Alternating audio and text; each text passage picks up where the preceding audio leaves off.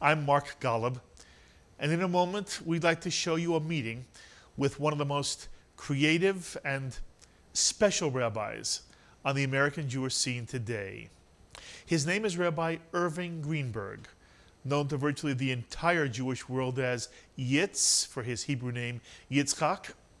And Yitz Greenberg is a modern Orthodox rabbi who's been helping to shape a contemporary understanding of the Jewish tradition and Jewish life for more than 35 years. In addition to his being a rabbi, Yitz Greenberg has a PhD from Harvard, and he's been a principal thinker on the nature of Jewish life after the Holocaust. And Yitz Greenberg currently serves as the chairman of the United States Holocaust Memorial Council.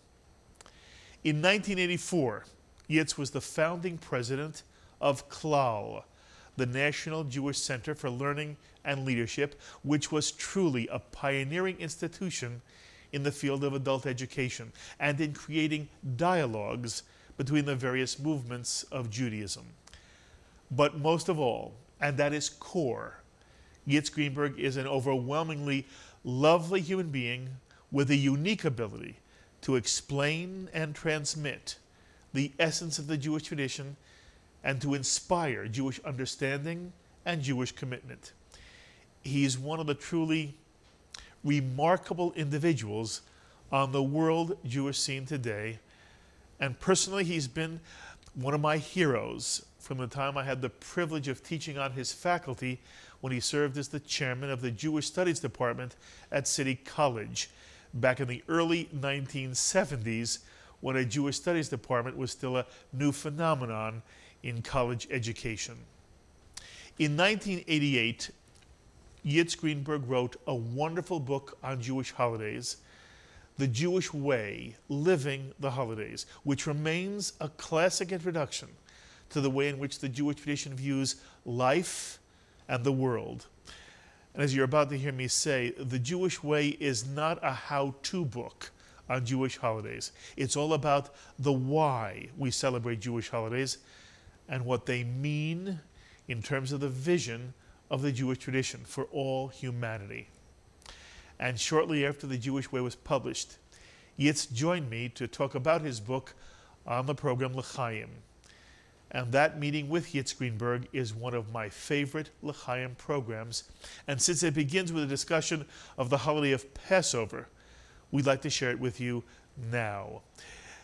You'll see I had a bushier beard. I can't believe how I looked. I had a bit more hair, just a bit more weight, but Yitz has hardly changed at all. And if you'll be hearing him for the first time, you're in for a real treat. On Shalom TV, here is Yitz Greenberg.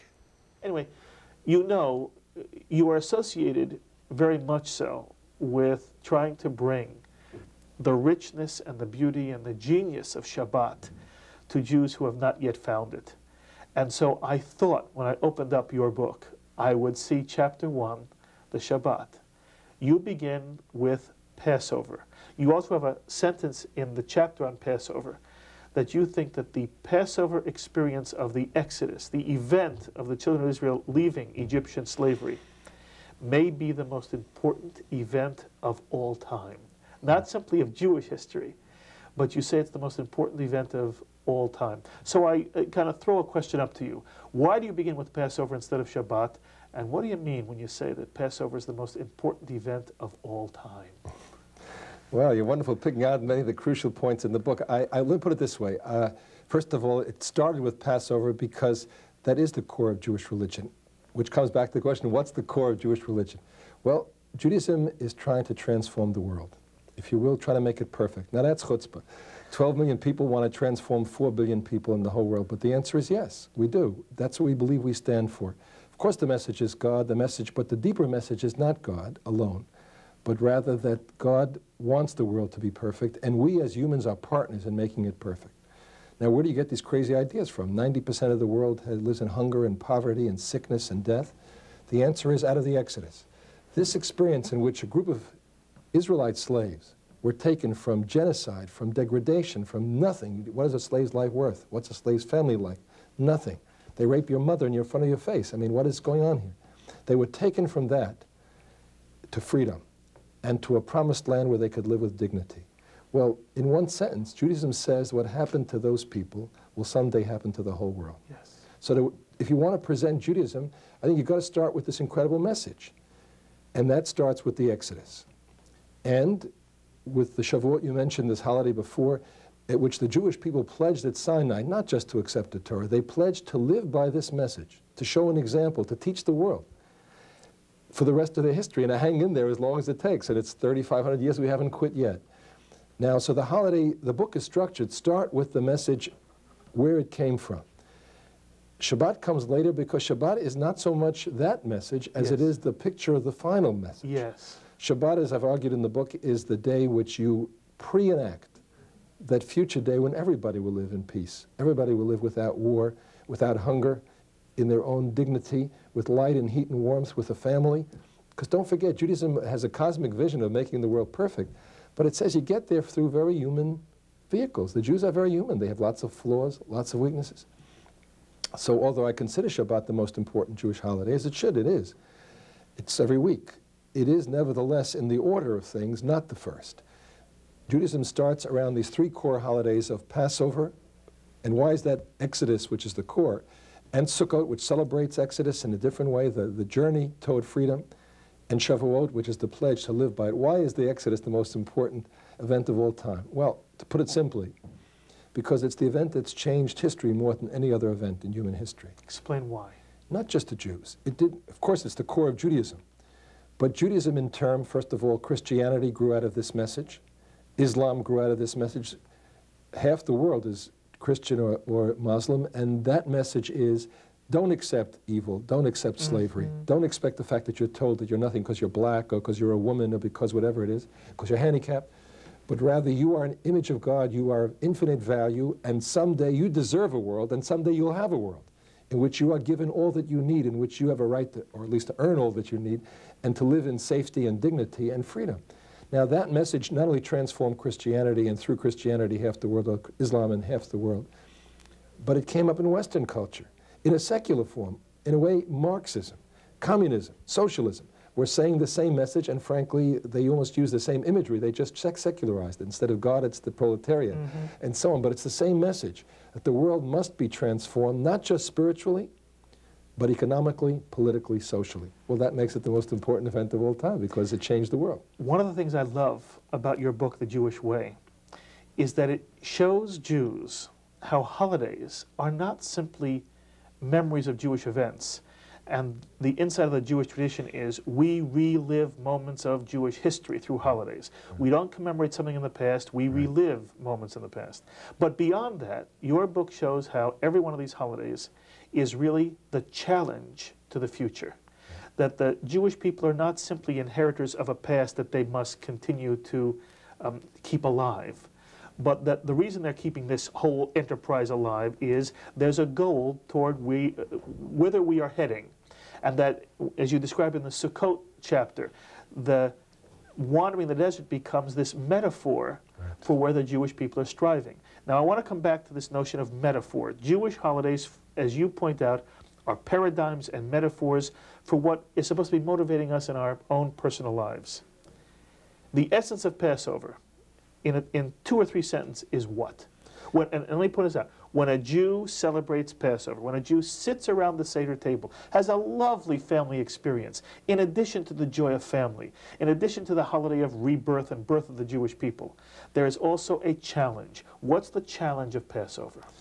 It's to experience freedom, it's to reenact it, to go from slavery to freedom, and to believe in it so you're willing to live by it. In other words, to change the rest of the world and to transform it from slavery to freedom. And that's a challenge for the Jewish people. Absolutely, because the Jews don't exist just for the Jews. Our own understanding is that the whole world has to be transformed, and we've got to show an example of how to do it. Is it fair to say that Yitzhak Greenberg argues there is a universalist message in Jewish holidays? Absolutely. Okay. Now we come 49 days later to the second of the 3 pilgrimage festivals, Shavuot. And you and I have talked already how Shavuot is the least understood, is the least celebrated holiday. Incidentally, I believe it's because we haven't developed good Jewish home rituals for Shavuot. And you point out in your book how the Reform movement has developed a confirmation ceremony. You have what I believe is a splendid, I've never heard it before, I've never seen it before. Klal suggests a ritual for Shavuot. Don't talk about that yet. Save that for one moment.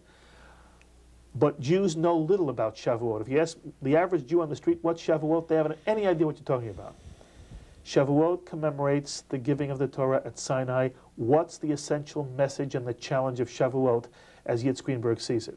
Again, the message is to live by this vision.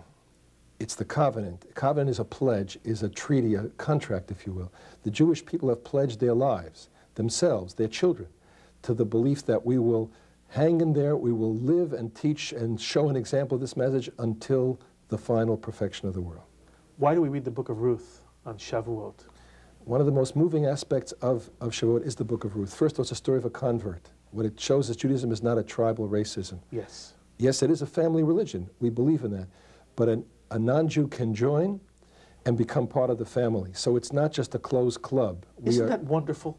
That in Isn't itself that is marvelous? extraordinary. Yes. In itself extraordinary. The holiday of Shavuot, when the Jewish people get the Torah, we commemorate the fact that it's given to anyone who wants it. It's given to our family, and yet we celebrate the fact that anybody who wants it can have it. But equally important, to me that's so moving about the book, it shows the power of life over death, because we're talking about perfecting the world. The Yes. ultimate dream is the triumph of life and of love over death.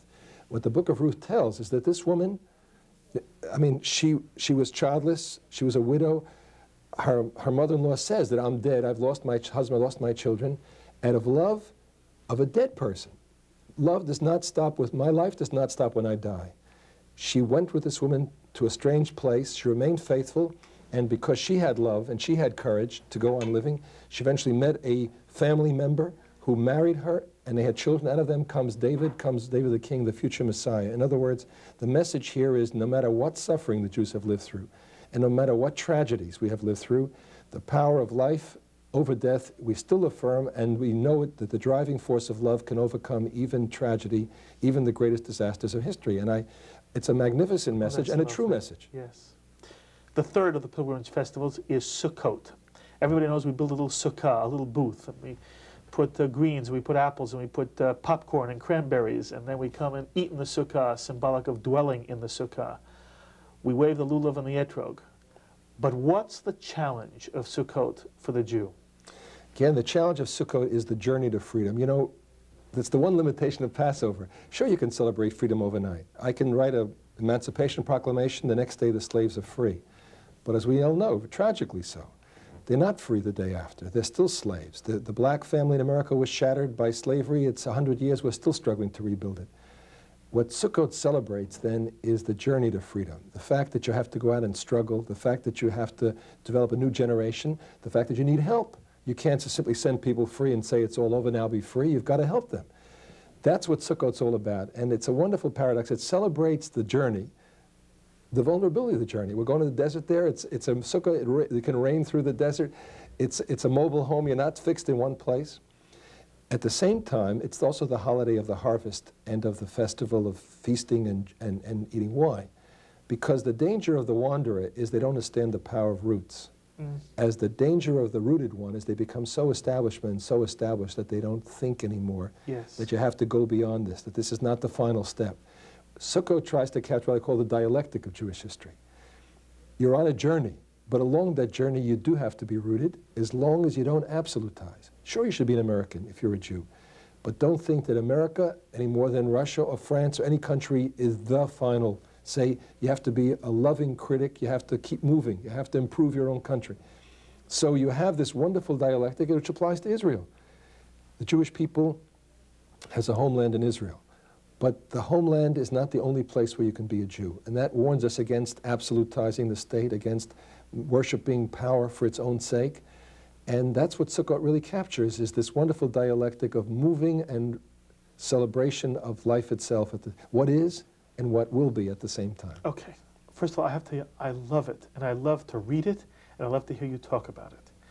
And my wish is that, again, all Jews, searching and committed, searching and observant, the not yet observant, the Reform, the Conservative, the Orthodox. I believe you have written a book that transcends movements in Judaism. You know, and this is a concrete example of what I consider the great challenge, which is the challenge of how do you live freedom. The answer is when you had no choice to being a Jew, circumcision set you as a Jew for the rest of your life when you're 8 days old. In fact, it's a perfect symbol. You have no choice. I never heard a kid ask for it. They cry sometimes, said, Gorish Telfin, that's the way it is. It goes. When you have freedom, you've got to have adult learning. Yes. Because it's no longer true that you're shaped what you are for life at 10 or at 13. People make new choices. So the first consequence of freedom is education and understanding. And certainly I hope the book is a contribution to that. And thank you for your kind words. But we've got to shift the whole thinking of Jewish life toward adult understanding and adult education. That's what I wanted to hear you say. Now the second point, equally important, is then we have to develop ways of communicating this message. And with all due respect to books, I'm an old linear type, as Marshall McLuhan and Oliver Sheldon would say. Probably, I'm a linear type. I think media is one of the keys. The kind of program you're doing here, the radio, television, film. One of the incredible things about the modern world is the power of its communication. We haven't begun to communicate the Jewish message in this way. That's right. Now, it's true maybe a child can't understand this book, but you know something? If their teachers, and even more important, if their parents understand, it comes out 1,000 ways. One of the most incredible things about Judaism is this pedagogy. Eating a hard piece of bread, namely a matzah, an unleavened bread, or taking a little bitter herb, that a kid can grasp 100%. Yes. If the parent understands the deeper message of slavery in this, then they can communicate it to the child. Yes. So you have a wonderful pedagogical system because you can understand it as a child at the child's level and understand it at the most sophisticated adult level at the same time. The mistake and the tragedy was that in the absence of choice, when we were persecuted, even those who observe ended up not thinking about it, therefore not understanding at the adult level, but at the child's level. The danger of American life then is the Jews who are still loyal and may even observe some more, some less, but who understand at the child's level. It's not going to stand up in a situation of choice. So we've got to mature our understanding, and we've got to communicate a lot better. Okay, can I talk to you 1 minute about sex and love? Can we talk? Okay. Just call me Dr. Ruth for short. Okay. Or for tall. You know, you talk about Shabbat, and you've talked about this in so many different contexts. But once again, the book tries to illustrate the way in which Shabbat comes as a moment of exquisite loveliness, as the precursor of messianic times. Mm-hmm. And one of the things you say in your chapter about Shabbat is that the relationship of love between man and woman is the model for the relationship between God and the people of Israel, that there is a metaphor established. Now, I know you are not implying that love and sexuality should only be spiritual, that you're talking from a Jewish context, that really when one embraces the other, one begins to understand what this covenantal relationship between God and man is all about. I just want you to talk for a few moments about sex, Shabbat, and the covenant. Go ahead, Yitzhak Greenberg. Well, of course, one of the points in the book is that Shabbat is this day of perfection. And how do you express perfection? Well, what's the fullness of human existence? Well, one of the most powerful ways is the body actions. Now, that includes eating. Eating on Shabbat is a special mitzvah. It's terrible for those who are on diets, but it's great because we affirm the body. I don't love a human being in abstraction. According to the Bible, according to Judaism, a human being is a body-soul unity. Now, one of the other most extraordinary and powerful ways is in relationship, and one of the most powerful expressions of relationship is sexuality. Now, what are we doing in sex? According to Judaism, at least, the concept is very simple.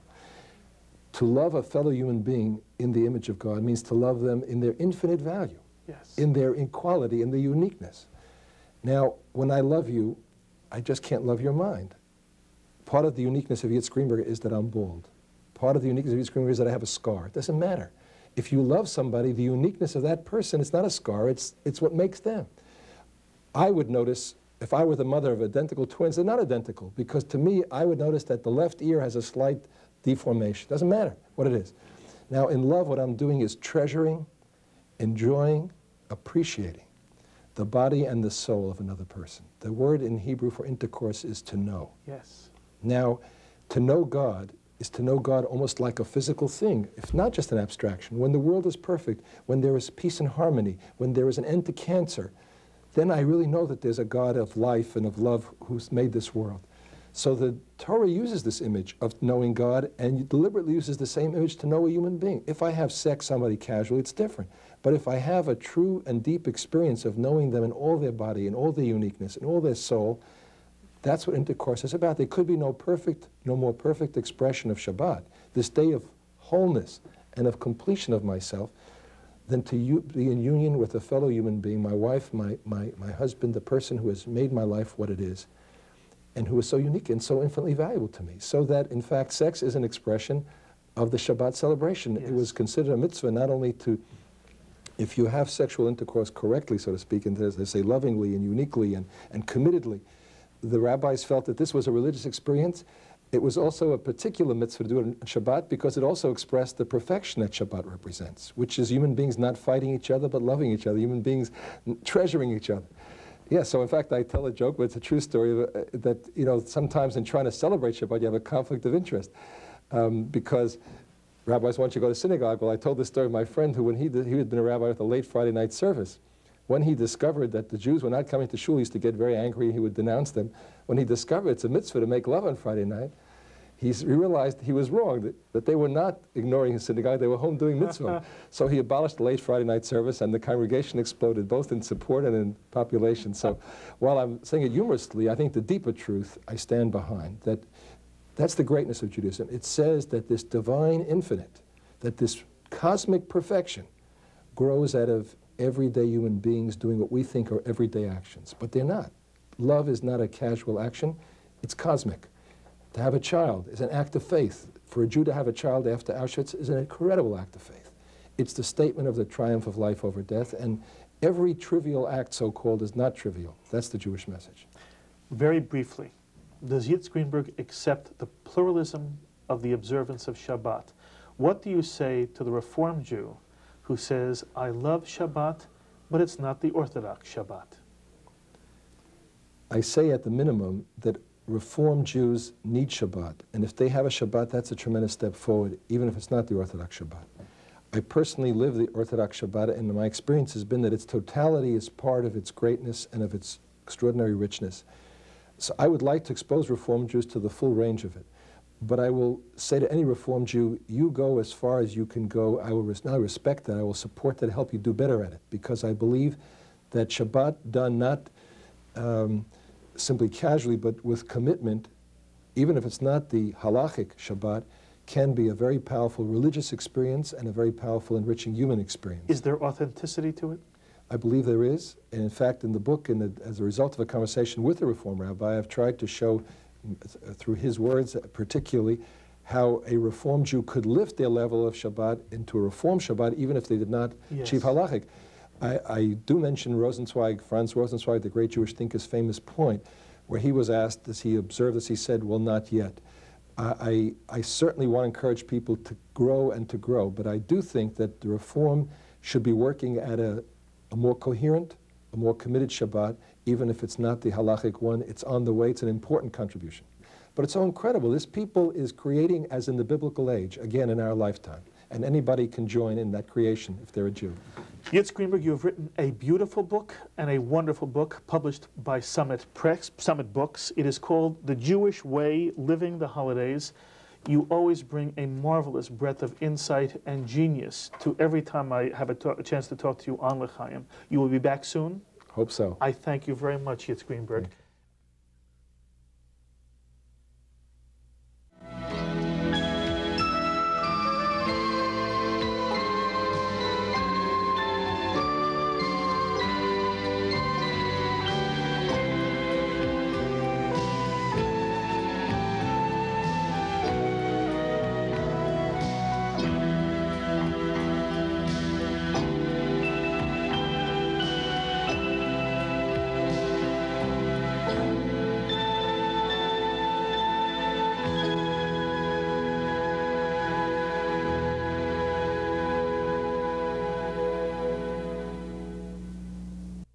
L'chaim is a presentation of Jewish education in media.